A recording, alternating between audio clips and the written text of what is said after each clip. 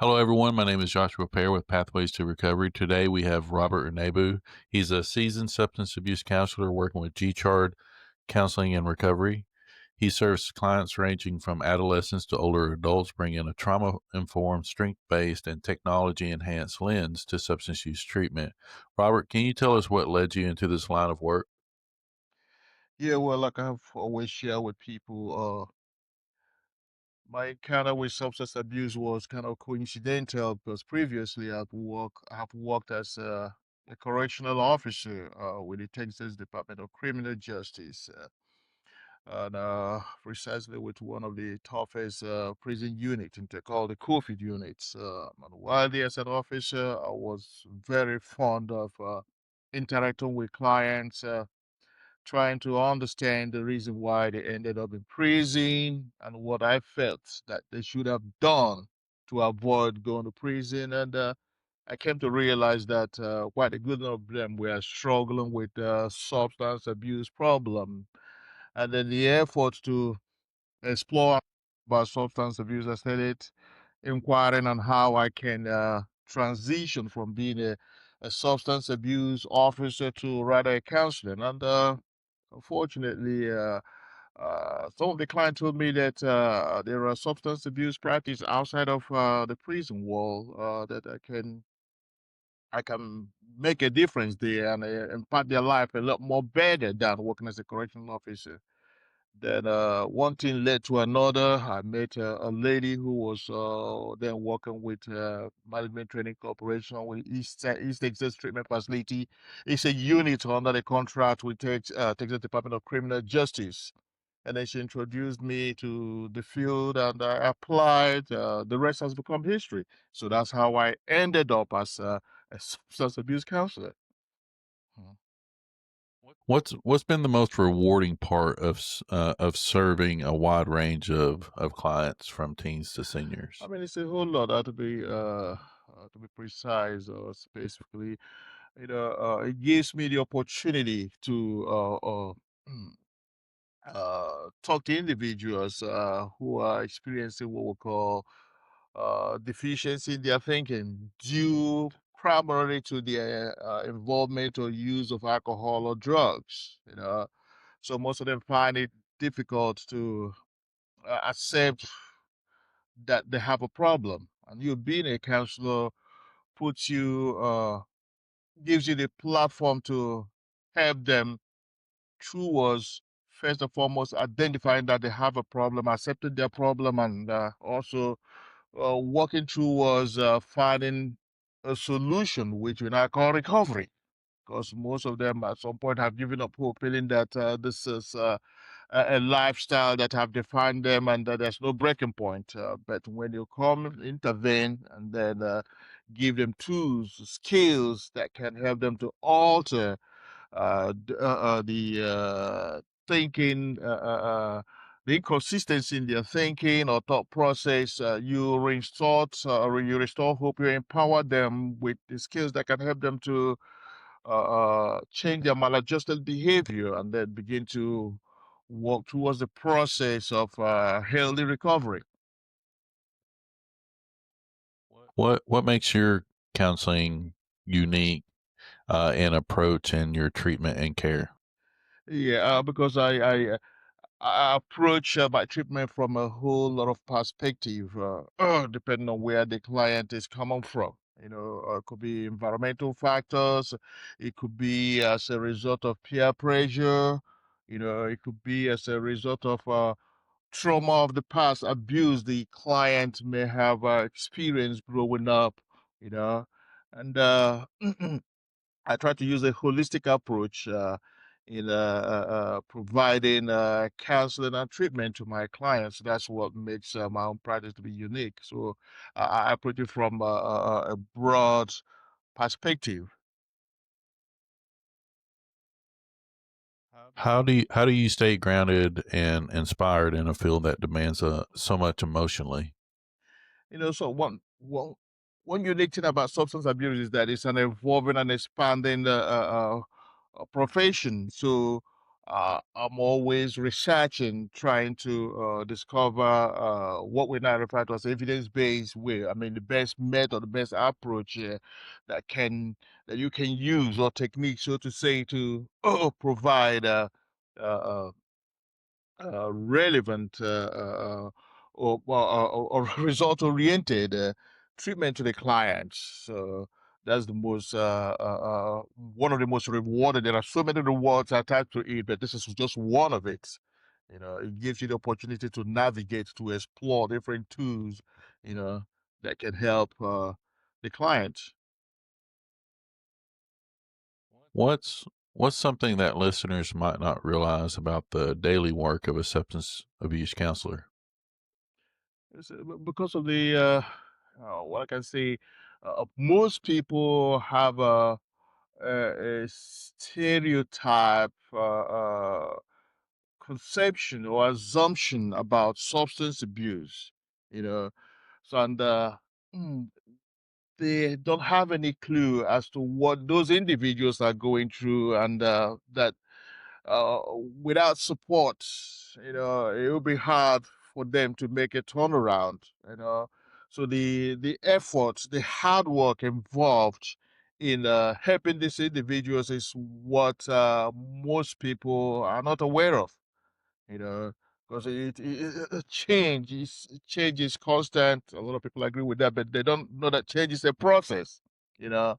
So taking them from one process to the other until they get to a point where they will begin to manage their life and to live it in a healthy way has become it's kind of strange for a lot of people. So that is what they fail to realize. They see them as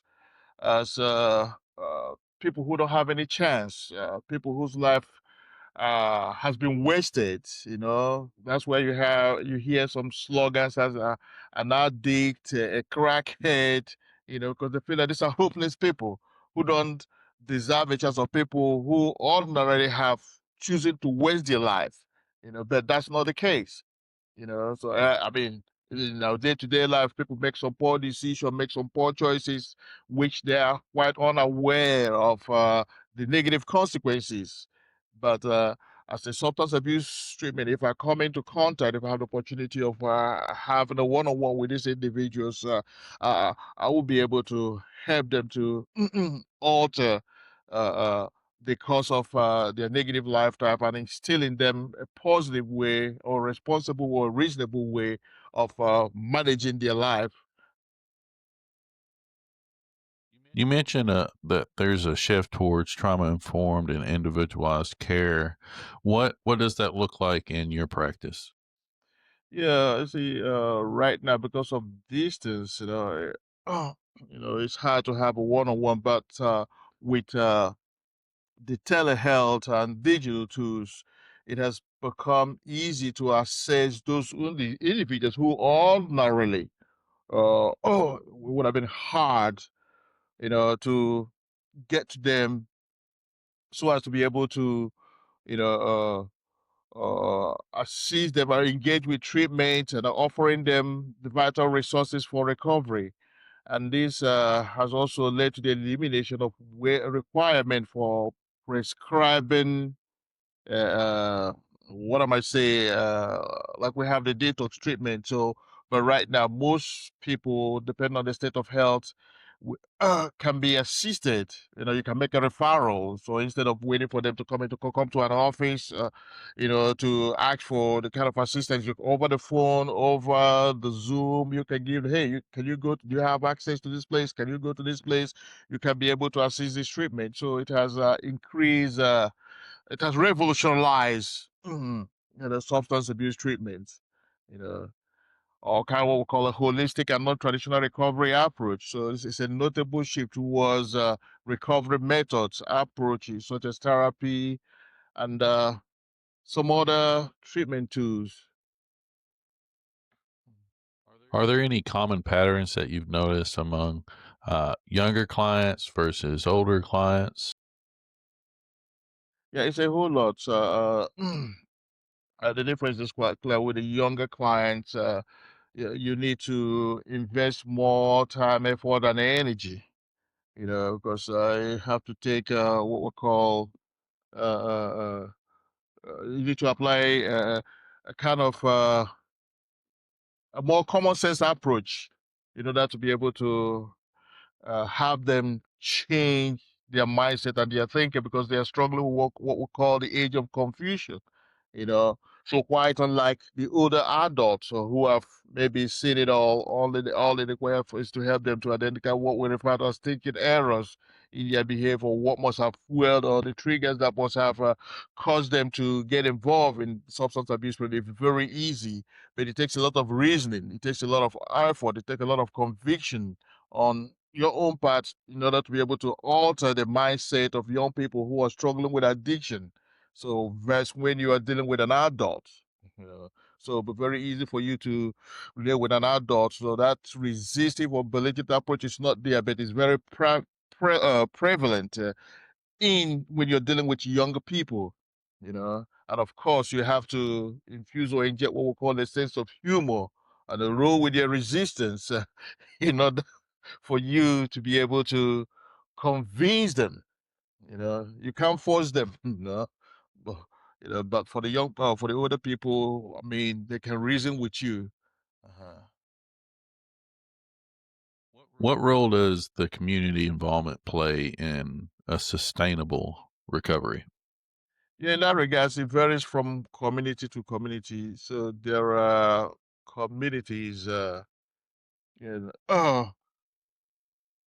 believe that members of their community who have erred in terms of getting involved in substance abuse and treatment need to be helped and supported to make the necessary change. But there are some communities that are kind of hostile. Their approach or outlook about people who are addicted to alcohol or drugs is not encouraging. You know, so but with the help of the social media, some outreach programs. Most of those communities that were initially hostile, are beginning to have a change of heart. So they're beginning to understand that they cannot do away with their members who are struggling with addiction. And in order for them to be able to experience a healthy recovery, the community support is very paramount. It's very, very necessary, and also helping the communities to understand the cause of addiction, such as the triggers, both internal and external, and other underlying factors. I mean, can convinces them to get involved in the treatment process and also help support with the recovery in a significant way. If you could change one thing about the way that society views substance use, what would it be? It's just changing the negative stereotype or the profiling of people who are struggling with substance abuse problem.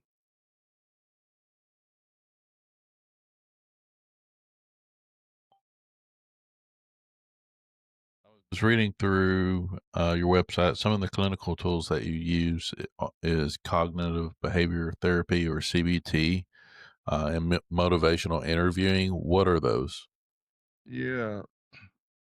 So basically, the cognitive is a cornerstone in addiction treatment, focusing on reshaping negative thoughts, patterns, and behavior that could contribute to substance use. So it helps individuals develop coping mechanism, managing and prevent relapse.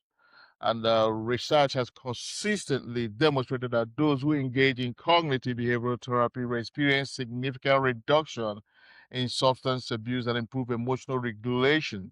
On the part of motivational interview is a client-centered directive method that enhances motivation to change by exploring, resolving ambivalence. So it's particularly effective in engaging individuals who may not yet be ready, to commit to treatment. So motivational interview have been shown to improve treatment engagement and reduce substance use. So another techniques is relapse prevention strategy. So this strategy focus on identifying triggers that may lead to substance use and developing effective coping strategies to manage these situations. So the techniques include coping skills, training, and lifestyle change. So which enhance an individual's ability to make treatment gain in the short term and the long term. So recognizing the strategies help me a great deal. So I apply it a lot. Your philosophical approach is person centered and strength based. I'm sorry. Your philosophical approach is person centered and strength based. What does that look like? All right. So in terms of the client-centered approach, I believe that each individual possess what we call an inherent worth and potential. They should have a potential, you know. So this philosophy emphasizes empathy, active listening, and unconditional positive regards, and they're fostering a non-judgmental and supportive environment. It's also encompassing what we call strength-based perspective. So it focuses on the client's strength and resources. So this approach encourages resilience and self-efficacy, empowering individuals to take an active role in their recovery journey. We also have what we call the holistic healing, which is part of my personal philosophy here. So it recognizes the interconnectedness, of mind, body, and spirit. So this philosophy integrates various therapeutic modalities, including mindfulness, art therapy, physical wellness, practice to promote comprehensive living. So these are all embodiments that can help an individual to try and to thrive basically in a recovery, and which will be a long-term life commitment. How do you decide which evidence based approach is right for a client? How do you decide between CBT or motivational interviewing or a holistic approach? So it's a factor of where the client is coming from. You know, for example, what uh, will determine the type of tool to use. For example, that of CBT. If you when you do the intake and assessments, that will give you an understanding of where the client is coming from. If they're having what we call an inconsistency in their thoughts, so you will say, "Hey, this is this therapy will be ideal for this individual, and then for motivational into for those who are struggling with ambivalence or who are being resistive, who find it difficult to come out of the closet, or find it difficult to accept that they have a substance abuse problem. You will try to motivate them, to pay attention, you know, uh, to understand why it will be detrimental for them to keep on ignoring that they have a substance abuse problem. So a holistic approach will be if you feel that the client will benefit from both the cognitive and motivational, you will apply both of them together or for the benefit of the client. And it's not going to be a one-time thing, it's a process. So of course we have these stages of change, like pre-contemplation, contemplation, preparation, action, maintenance. You have to put them through all those rudiments. So, and it's a combination, that's a holistic approach, of cognitive behavioral therapy, motivational interview, and then a holistic healing approach. So, so that's why. Not How do you approach relapse prevention planning? Yeah, well, this was, I mean, due to the course of my training and practice, we've come to the realization or understanding that some certain factors are responsible, but the one that really come to mind is the triggers. If you feel that the client is exposed to a whole lot of triggers, you have to be able to help the client to, differentiate the internal and external triggers. It's very, very fundamental if you want to equip the client with the tool and skill that can help him to identify these cues that can lead to going back to that habit, you know, and ways and alternative ways he can manage those triggers when it comes to contact with it. So that's the very essence of relapse prevention plan, and it helps a great deal. For when a baby, although this is one thing I always do when I feel that the client is most likely to relapse, and I try to tell them, hey, you don't have to give up. So relax does not mean that you're not on recovery, you're still in recovery, but nobody's perfect. From time to time, people can still make mistake. But until you get the client to a position where he or she can effectively manage his life, where he can ignore or overcome those relapse triggers. Uh, What are some examples of those internal and external triggers? So the internal triggers basically talks about emotion, negative emotions that is common and natural with an average human person, like for example, anger, anxiety, depression, frustration, sadness, grief, there's a whole lot of them, but these are the most basic ones that an average person can experience, just like I mentioned. So when your expectations are not being met, that you're more likely will become angry, will start feeling some sense of apprehension. The same goes with anxiety, go with depression when our needs are not met. When we are trying to deal with situations that are beyond us without knowing the right tools or without seeking for assistance on how to address those feelings. So the other one has to do with the external, which has to do with, it's a common slogan, like people, place, and things. There are people in our life who can, inspire us to do either right or wrong. But when they inspire us to do the wrong thing, you know, that person becomes a trigger. It could be a family member, it could be a friend, so when we take it a little bit further, it could be the environment where you live. So if you live in a drug infested environment, if you lack what we call self-control, you're more likely going to fall into the trap of using drugs, and also have the peer influence, be it for younger people. Most of the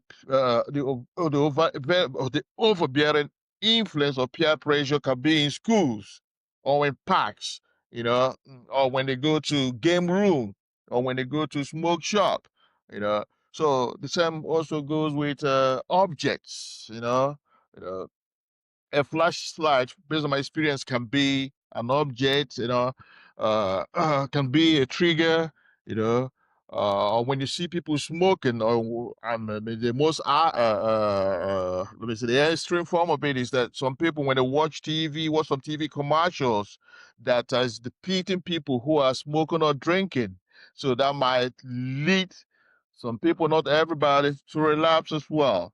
So it goes on and on, you know. So, so these are the different form of triggers and how it can play out in the life of people who cannot manage their addictive lifestyle. What's your approach when setting boundaries in a group or a one on one session? How do you handle those situations where clients test or blur those boundaries? Yeah, okay, let's put it in perspective here. Let's say professional, or keep it professional first and foremost when it comes to that. So establishing that the counseling relationship is strictly professional is fundamental. You know, so dual relationships are becoming friends or engaging in social interaction outside of the therapy can impair objectivity and potentially exploit the client. So I try to avoid such relationship and maintain the integrity of the therapeutic process. And then another thing has to do with confidentiality, which is the cornerstone of effective counseling. So I try to inform my clients about the limit of confidentiality, such as mandatory reporting. Of course, you know about that. Obtain consent before sharing information, and then transparency. I try to build transparency. So I have to set clear expectation regarding time and availability, and then the last one has to do with self-disclosure. So I try to exercise caution when sharing personal information. So I try to limit it. Uh, except when it is Emma benefiting the client. So that's the way I set my boundaries. How can boundaries actually build trust between the client and yourself as a counselor? Yeah, first of all, it helps to create a safe and structured environment that support the client's recovery. Johnny, so it fosters trust and maintain the professionalism essential for effective substance abuse counseling.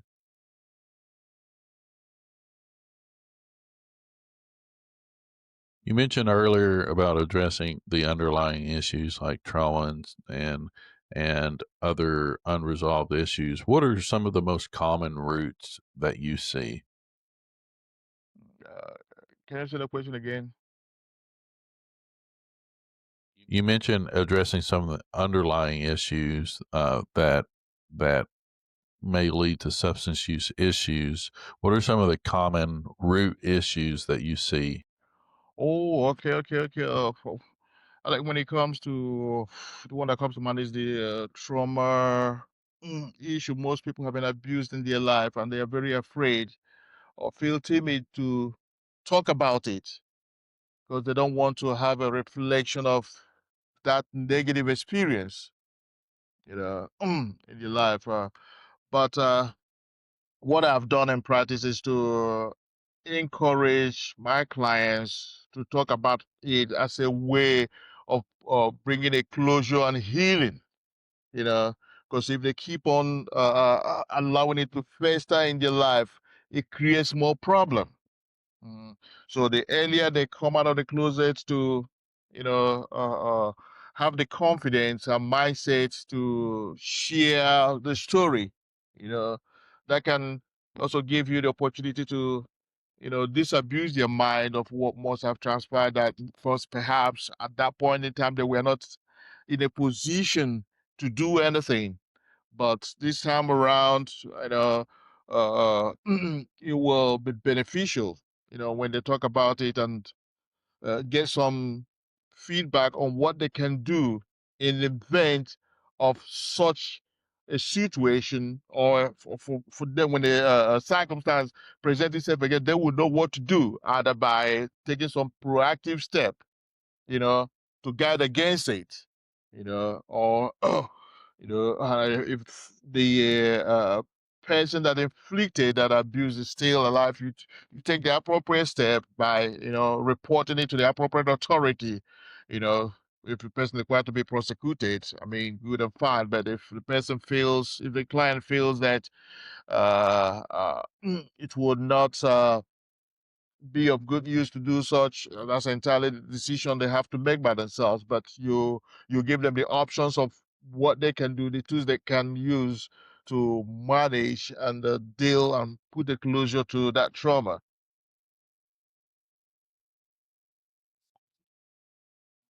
How do you help clients reframe relapse or struggle as part of their growth? So it depends on the mindset of the client. But if you're if you're counseling a client who have never experienced recovery or don't know, have a clue as to what relapse is all about, so you have to provide the client with uh, what am I, a toolkit of that lists out different types of relapse that may, and you give him the option of choosing the one that applies to him or her.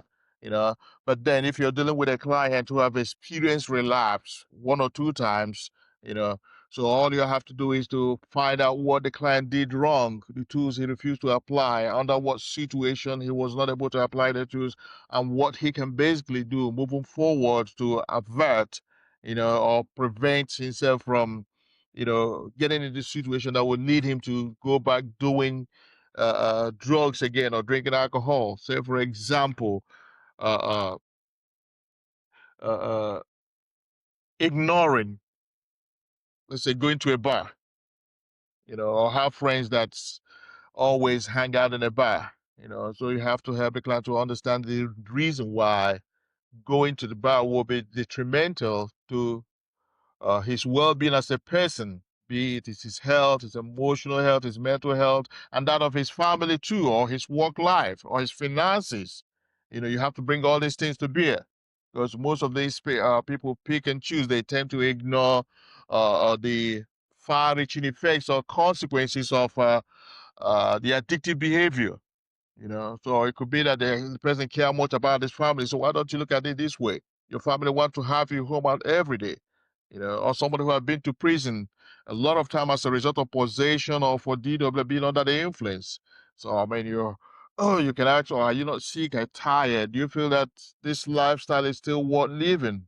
Or is it not high time you stop this life so that you don't keep on going to prison, or you don't keep on losing your family? The worst case scenario, if because addiction problem, addictive behavior can lead to uh, uh, health problems. So have you thought of it this way? What if your kidney or liver is compromised, or you have an ulcer? You can do some certain things by yourself, so that can, I mean, being able to put these things in perspective can help change the client's mindset or view, so which, of course, will lead him to start considering and exploring different ways to apply relapse prevention. So the essence or the fundamental of relapse prevention is to be able to identify those issues, like the triggers, as we mentioned, internal and external, that they can help, that they can uh, uh, more or less identify and work towards avoiding those situations, you know, in order not to relapse. So that's why relapse prevention is very important. My own view and opinion, anytime, any day. That's it comes at the core of substance abuse treatment. So if you can tell them about cognitive, but if you don't teach them about relapse prevention to guard against going back, engaging in that behavior, it's as good as you've not done much. Not that you've not done anything, you've not done much. What would you say to someone who says that they have tried everything, but they're still stuck? Well, what I always tell them is I ask them, so have you ever considered isolating yourself from that environment? Most time people are victim of their environment. You know, but I've heard also cases of people. It's not. I don't experience any trigger. All that I want is when I feel like drinking, when I feel like using drug, I go and use it. And something is inherently responsible for that kind of mindset. That's why you say you have to go back to the cognitive behavioral therapy. You know, to have it to understand what feeds into that pleasure-seeking instinct. You know, so it's not going to be a one treatment solve it all. No, you know, it's still going to take a lot of hard work. It's still going to take a lot of effort. It's being able to identify that negative thought process that reinforces the urge to use. So, and that is be pleasure seeking. So if you can help to bring and help the client explore other pleasure seeking activities. I mean, you can achieve some measures of success in that regard. Like I have about like 200 different tools and skills that I always provide to them. Whenever you're thinking about using, why don't you engage in some extracurricular activities like music, reading, writing. It might not work out instantly, but with time, with repetition, you can be able to replace that mindset, you know. Uh, If somebody want to get in contact with you, where can they find you? Yeah, I have my website. Do have I'm yet to host it. I'm going to be doing it sometime this week, and I have my phone number 903-245-4753.